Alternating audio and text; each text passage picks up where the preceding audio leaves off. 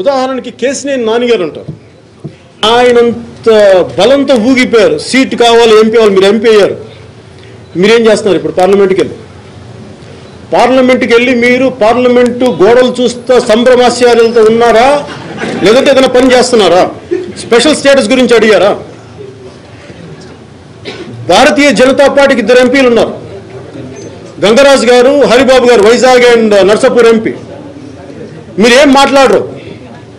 ఏదంటే మేము చేస్తాం, మాకు భారతీయ జనతా పార్టీ ప్రభుత్వం మీద నమ్మకం ఉందన్న. కరెక్టే, నాకు నమ్మకం ఉంది. ఏది పార్లమెంట్లో ఏం చేస్తున్నాడు? టికెట్ తెచ్చుకునేటప్పుడు ఊగిపోయాడు కదా అని. కేసీఆర్ నాని టికెట్ తెచ్చుకోవడానికి ముందు 18 నెలలు కష్టపడ్డాడు పవన్ కళ్యాణ్ గారు. అది మీరు గుర్తుంచుకోవాలి. కేసీఆర్ నాని ఏమి ఇంటర్నేషనల్ స్కామ్స్టర్లు అమ్మడి పెట్టుకుని వాళ్ళ డబ్బులతో మీటింగులు పెట్టలేదు, సభలు పెట్టలేదు, లేకపోతే ప్రజలను మోసం చేయడానికి ఏమీ చేయలేదని మీరు గుర్తుంచుకోవాలి పవన్ కళ్యాణ్ గారు.